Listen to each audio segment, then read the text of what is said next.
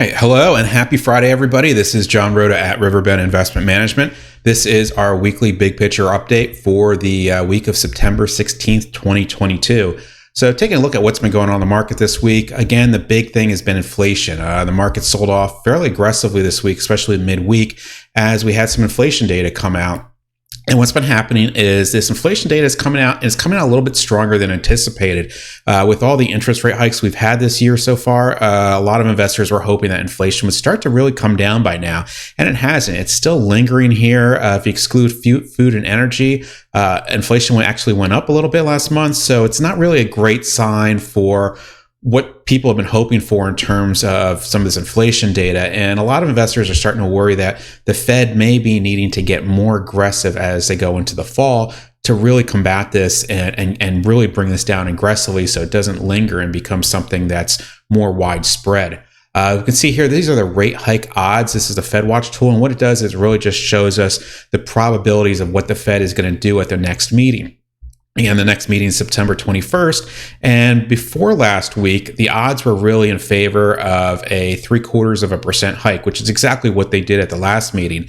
Now it's starting to creep in is this idea of a full percentage point increase, which would be much more aggressive than the Fed has been in the past. So again, investors are starting to watch this to see if they really need to reprice their methodology and their holdings to adapt to this idea that, again, the Fed could potentially start to get very, very aggressive, and the market may not be fully ready for that. So something to really watch carefully to see what the Fed says at the next meeting, whether they are going to get more aggressive and if they're really starting to worry about this lingering data, or if they think that it's starting to kick into the economy and that some of that inflation data is going to start to come down. If we look here, these are just our effective, the federal funds rate, the current rate, and these are short-term interest rates. This is where we are right now. Earlier in the summer, you remember we had a bit of a small rally in the market, and part of that was due to people anticipating that inflation was going to start to go away a little bit earlier than it has, and that the Fed wouldn't have to be so aggressive, and that the Fed may had even people were talking about the Fed lowering interest rates possibly in 2023.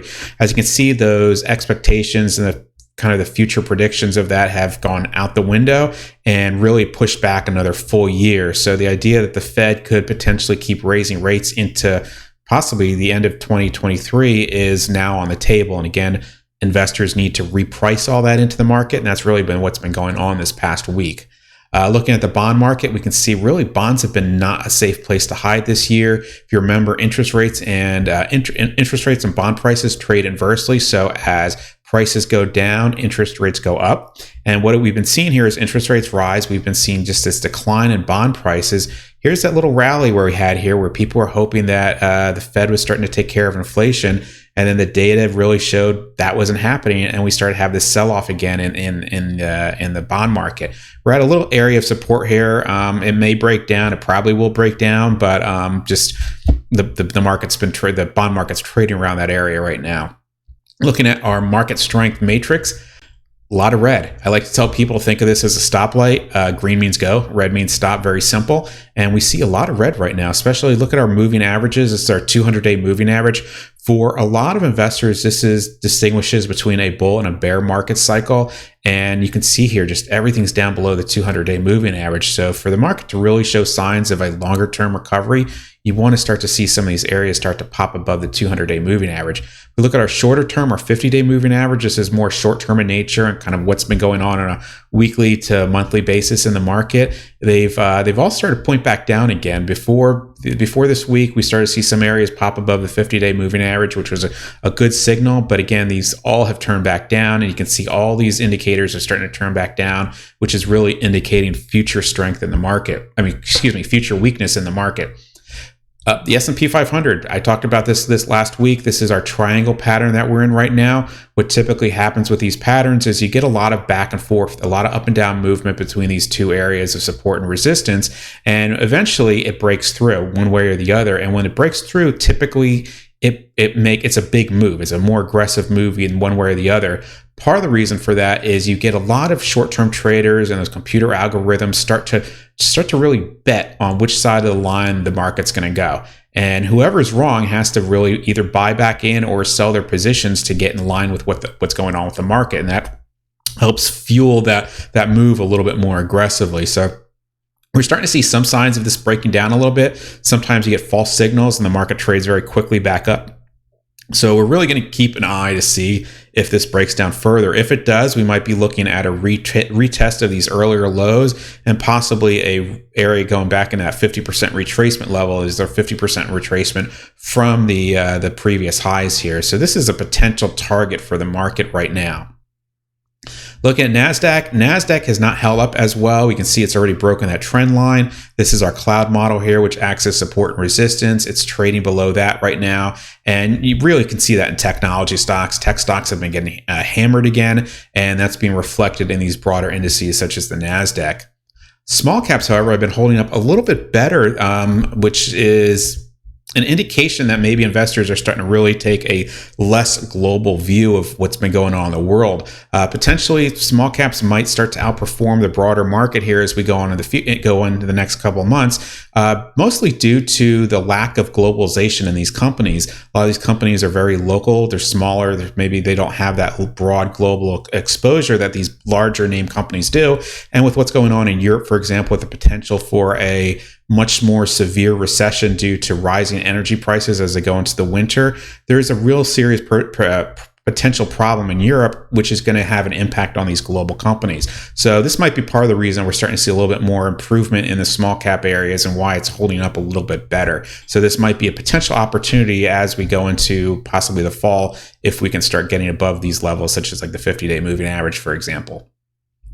Looking at the broad area of the market. So this is the S&P 500, and these are all the little sectors within the S&P 500. And what I really want to do is show you, I know this is a little bit difficult to see, but what I want to do is just really show you the difference between the growth areas of the market and the more defensive areas of the market. And the more defensive areas are going to be like energy, for example, consumer staples, utilities. And this is where the strength has been. And investors have been putting money in energy, consumer staples, utilities. Healthcare has been bouncing around a little bit.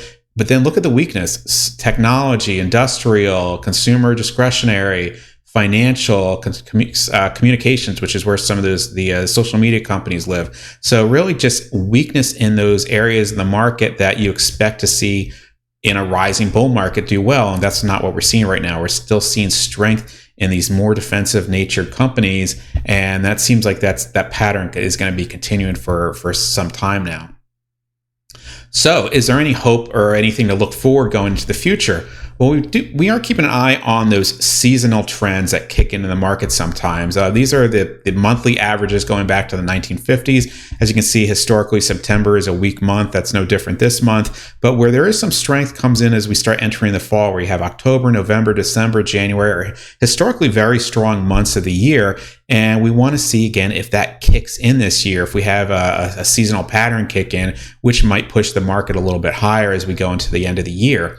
Looking at just the historic pattern for the S&P 500 during the month of October, where those returns are, what they look like, you can see here you can get some fairly substantial bounces in the market and some strong returns during the month of October. However, there are some serious drawdowns at some point too. This is 1987. This is 2008. The bear market we had right there. So you can have some broad sell-off as well. But if the seasonal pattern kicks in, we might get a bit of strength in the market.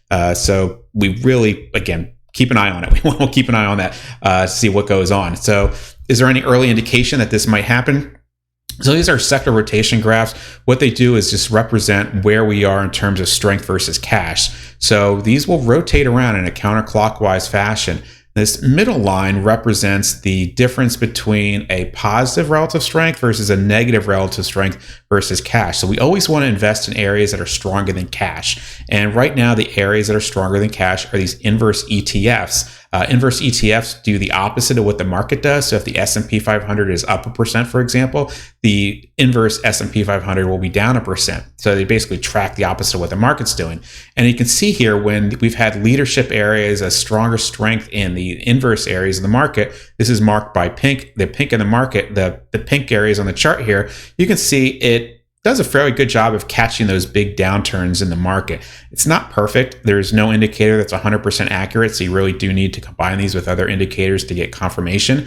But you can see here, for the most part, it does do a good job over time of picking up those averages. And what we're starting to see here is weakness within these areas, these inverse areas of the market. Even after this sell-off this week, these areas continue to get weaker and weaker, and we're still seeing this strength in this broad market. So while it's not really shown here in the indices yet, what we've seen this week, there is some underlying strength that's starting to kick in here. So if we can see continued improvement here, that might be an early indication that, yes, we are going to enter that seasonal pattern, that historical pattern, and potentially start to see a stronger October, November, December. So this is something we're watching very closely to see if we do get confirmation of this with some of our other indicators. And if so, there's going to be some good opportunities to take advantage of that strength as we come into from the lows that we're at right now. So that's it pretty much for this week. If you have any questions, again, please feel free to reach out to me. Usually the fastest way is by email at john.rothe@riverbendinvestments.com. If you're on Twitter, you can check me out at John Rothe. I've also restarted my research blog at johnrothe.com. I put more technical things on it that I wouldn't post on the main website. So if you're more technical in nature on the markets and you want to take a look, please check that out as well.